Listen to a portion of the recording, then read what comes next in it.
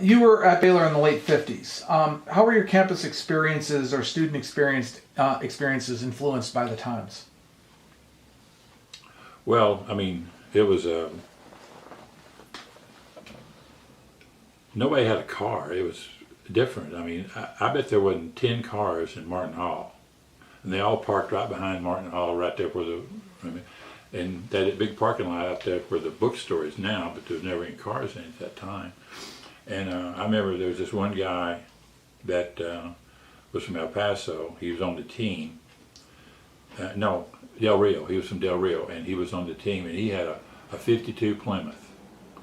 And so he and I, he would let me borrow his car once in a while because everybody didn't have a car like they do now. You know, not only everybody has a car, they were a brand new one, but in those days there weren't any cars. And so I hitchhiked from Baylor back to Alba many times, and that's hard to do because there's a lot of farm to market roads you got to get on. And I've ridden on hay balers and tractors and everything to get home before, and then sometimes Mother would have to come to Grand Saline or Mineola somewhere to pick me up because I couldn't get a ride.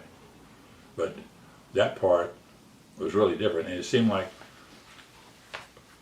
you weren't spread out as much as they are now. Different places, going different things. You're all right there together. Everybody got along. Everybody had a good time. And there was a lot of things in the dorm when you was always having some kind of a get together in each other's room.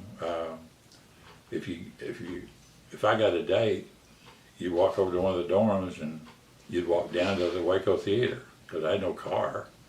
And so I'd say it was a lot different than it is now than when I was there. But it was so close. It seemed like there's 4,800 people there. It seemed like you knew most of them at Baylor because you just round them every day. And it's not spread out like it is now. It was a little bit different. Tell me a little bit about the religious atmosphere on campus. Well, you know, the thing that I remember, Baylor was always different that way. It was from BRH to to the last game that we played Rice every year when all the kids would come for the last game, and everybody went to church. If you had a date on the weekend, it was probably to church, and 7th and James was the one that I went to because I could walk, and a lot of the girls went to Columbus Avenue, and you'd have to get a ride to go there, but right there on campus it was 7th and James, and it was a lot more religious than I think it is now. I don't see as much. Maybe it's because we were so close together and they're so prevalent with everybody. But you go there now, and I think Baylor's still the most religious school that I know of.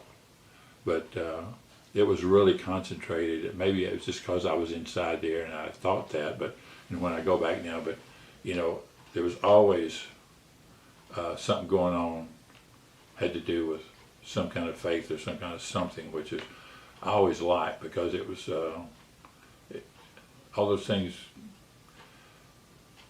I think when you're young, you want to do something good, but you just don't have time. And Baylor kind of helped you do it, and you felt good about it. And it was really, that's why it's such a unique school. That's why I've always loved it and always will, because it's special.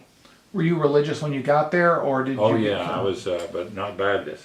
I grew up in the Church of Christ, and that almost split our family apart because Church of Christ is a tough religion. I mean, it's really, and both my mom and my dad, and they wanted me to go to Abilene Christian, which was a Church of Christ school. And of course, I wasn't looking at it like that. I was looking at the basketball part of it. That's the only thing that was part of me. And so when I went to Baylor, my folks didn't see me play for a while. They were mad at me, and they didn't come.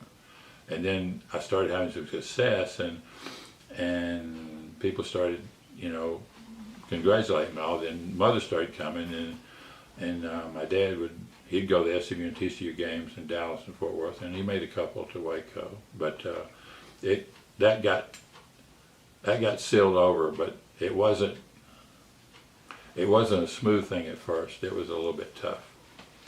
Did you have a favorite place when you were in school? Did you have a favorite place at Baylor? Smokehouse. Yeah, I think I love the smokehouse so much. That's when I just had a triple bypass last year. I'd go over there, and those hamburgers were. It's right off of Allen on 8th and Spate right there. It's a parking lot now, but the Hickory Stick. If you ever got any money and you got a date and you could go to the Hickory Stick, that was the ultimate at the time. Sam Coates was a nice restaurant you could, but pretty much all of us athletes, all the money we had was the $15 we got laundry money every month. And like I hauled hay all summer when, and I made about, I don't know, $180 in the summer, and I had enough money, but I never had a car until my senior year. And I bought this 48 Chevrolet. My dad had a service station. I bought this 48 Chevrolet, it wouldn't run. And I worked on the engine for about, I don't know, a month, and I got it running. So I had a car my senior year, 1948 Chevrolet. And I wound up giving it to my sister when I went into service. But that was the only year I was at college that I had a car. Was my senior year. What's your favorite place now when you go back? Is there anywhere in particular? When I go back to Baylor? Right. Well, my wife can tell you that she thinks I'm crazy, but for the longest I lived right behind Armstrong Brown Library at 7th and James, right there across from the church apartments. And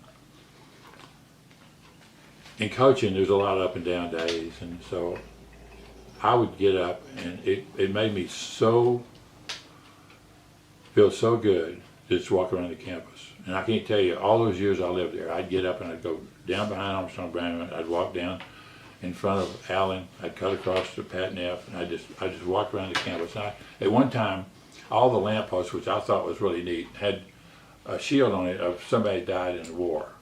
And I had them all memorized at one time. I could walk down because I could remember all of the names and the shields and everything, and I just love that campus. And to this day, when we go back, well, I'll say, you know what? And she'll say, oh, are we going to go walk around campus again? And I just love it. I don't know. There's just something about Baylor, and I have taken probably more pictures of Judge Baylor sitting there with Pat Neff behind it than anybody that ever went to Baylor. I've got a million pictures of that. And I just love the campus. And now it's more beautiful than ever. It goes across the river to the stadium. And, even back when I was coaching there, 4th Street, that was just a jungle. I remember I used to get the basketball players in shape by running them from 4th Street all the way to the river and through the jungle and back. And now it's all campus, and it's just, 4,800 and a lot of people. Now we got 15 or 16,000, which is a lot different. What's your fondest memory of Baylor? Well, I think the trips when we go play, it's changed so much. I mean, people wouldn't believe this, but there was a train that went through Waco in those days, and we'd go down and get on it, and we'd go to Muskogee, Oklahoma, and they'd put us off on a sidetrack and leave our car there. And about 2 o'clock in the morning, a train would come along, wham, and pull us on into, not Fayetteville, but close to Fayetteville, and then we'd get on a bus and go to Fayetteville. That's how we traveled. And those were so much fun because you played cards, and you're in the car with just, that car with just your teammates, And then the Arkansas and Lubbock were the longest trips we took, in conference at that time. Any other time, we flew, and I remember going to Auburn, but all the trips, the camaraderie you had when you were with the team, like, we're still close. The ones that are still alive that I played with, Richard Tinsley still lives here. We've lost quite a few of them, but I keep up with as many of them as I can that I played with, and it's all just, it was just great. I mean, we got along. Bob Turner lives in Missouri still. I still hear from him. David Pierce lives in California. Hear from him every once in a while, not as much as the rest of them, but